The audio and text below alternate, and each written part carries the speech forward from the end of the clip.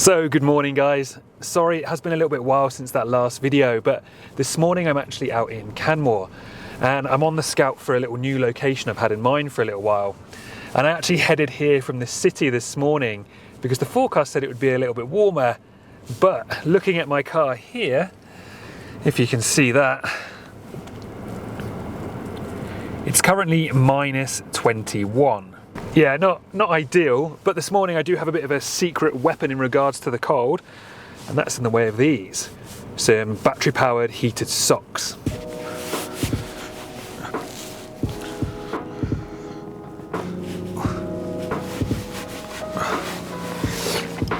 Oh.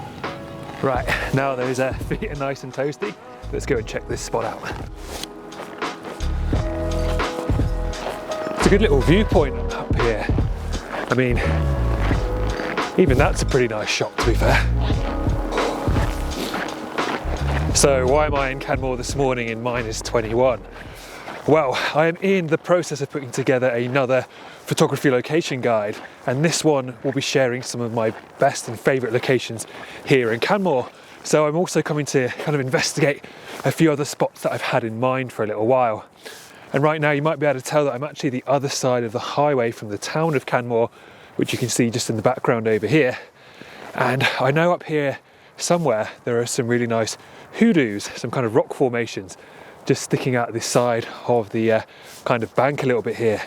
And I've had my eye on a little shot with the town in the background, some mountains, and there's hoodoos in the foreground.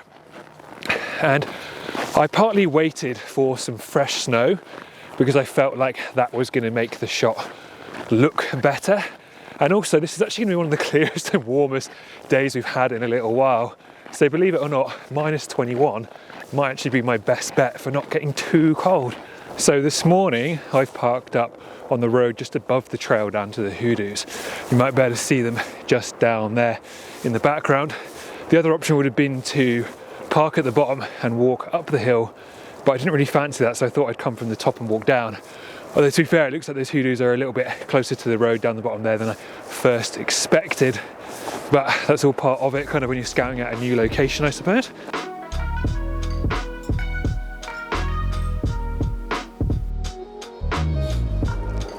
As you can see behind me here, the hoodoos are looking really cool, the little sprinkling of fresh snow on top of them. As well as a lot of the kind of foliage and the bushes and the trees, they all look really good with that fresh snow. So I think that's going to really help the composition this morning. However, the composition might be a little bit more challenging than I expected this morning, just because these hoodoos are a lot lower than I thought they were going to be, kind of closer to the freeway. So I think what I'm going to have to do is kind of get lower and shoot up a little bit maybe, just to get rid of some of this dead space of the cemetery and the freeway, and maybe make the mountains and town kind of stand out a little bit more. But we will play with those compositions in just a second. Now, if you don't already know, I have done a few of these photography location guides before. I've done one for BANFF, for Lake Louise, for the ICEFIELDS Parkway, and now I'm just going to do one for Canmore, kind of sharing some of my favourite spots. So not only am I sharing with you my best composition locations throughout the Rockies, I'm trying to work out when the best time of year to visit them is, the best time of day to shoot them, as well as what focal lengths are best to bring with you. So it really is a valuable tool, and that also means that I suffer so you don't have to. I'll stand out here in minus 21 to work out if this is better for a sunrise or a sunset composition, so you don't have to. But if you do fancy supporting the channel, downloading one of those guides is a great way to do so, and you'll also get the most out of your trip here in the Canadian Rockies and get the most out of your photography. So if you do fancy downloading one of those, do check out the links in the description below. But for now, let's go and scout out a composition here. So I think with this composition, I'm actually going to end up having to shoot a panorama to be able to get both hoodoos in, as well as a good amount of kind of sky and mountains. It's just a little bit too wide. I think like a portrait panorama would work really nicely. And one good bit of advice with panoramas is, rather than maybe shooting it on your kind of large DSLR, at first just kind of test it out a bit with your phone to get an idea if the composition's actually going to work. So I'll just pop out a photo here with my phone on panorama mode. And if I kind of scan across here, I can kind of see that I think maybe like a 4 or 5 frame panorama kind of sweeping from about this position is probably going to work really nicely. Time to bring out the big guns.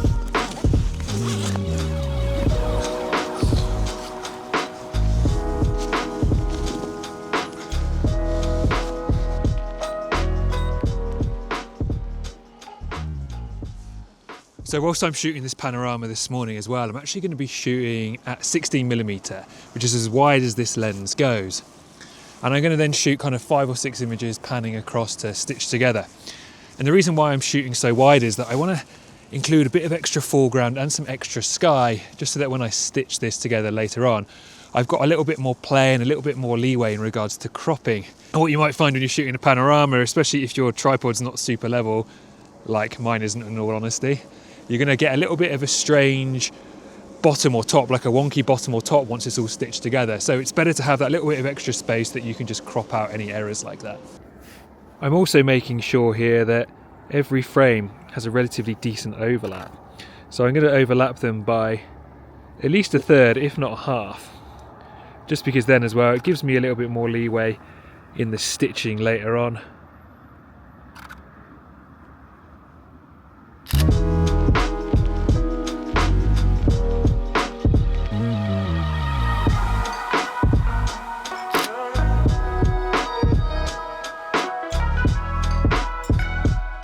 So we ended up getting like a little bit of colour in the clouds earlier on this morning.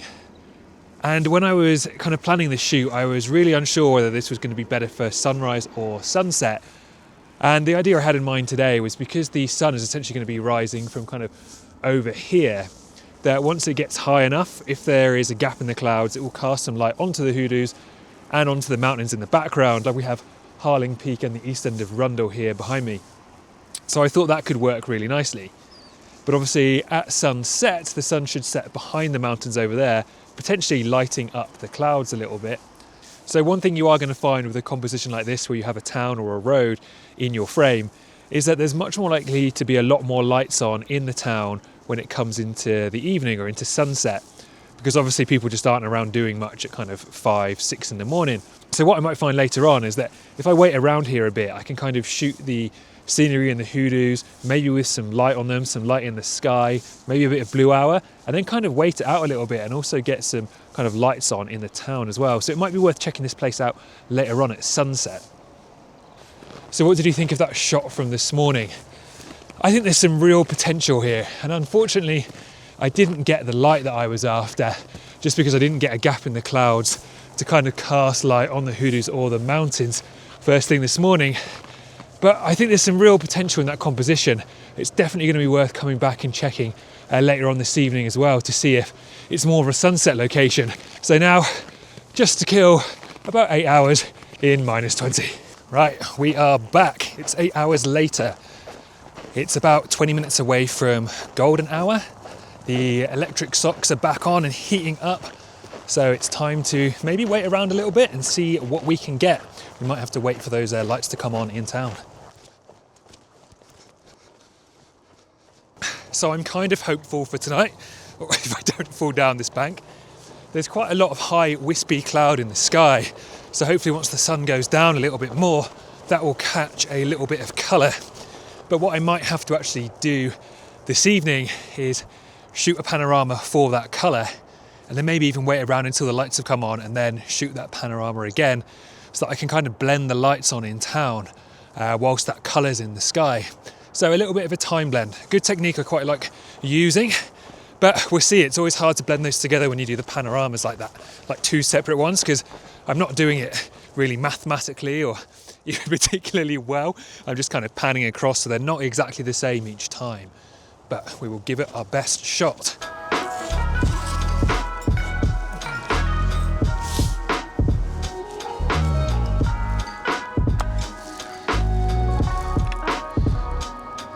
As soon as the sun goes down, it starts to get really cold really quickly. I think I've still got a fair amount of waiting around to do.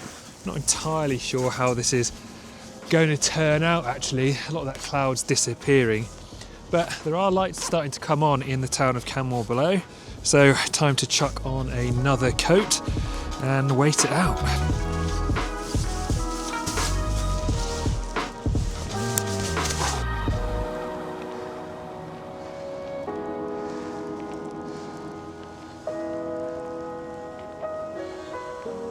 I was very much almost giving up hope just then, but that little wispy cloud in the sky has kind of caught a little bit of pinkness to it, and what I'm actually having to do now is bracket a panorama. So I'm doing 3 shots, kind of 1 exposed, 1 over, 1 under, and I'm doing that for every frame. And then in post, I'm gonna have to blend them all together and then stitch them all together as well. So it's definitely gonna be some work. And then I'm gonna try and do the same again with the lights and the car streaks a little bit later on and blend that in as well. Fingers crossed this turns out, because this has been a lot of effort. Hopefully it will turn out okay at least, but time will tell. So I ended up packing it in and stopped filming last night once the battery on my electric heated socks had worn out. But I have managed to get enough images that I've now edited together. I've edited together those panorama images as well as the kind of exposure blend of the lights on in town, combining those with the color in the sky. And this is how it's turned out.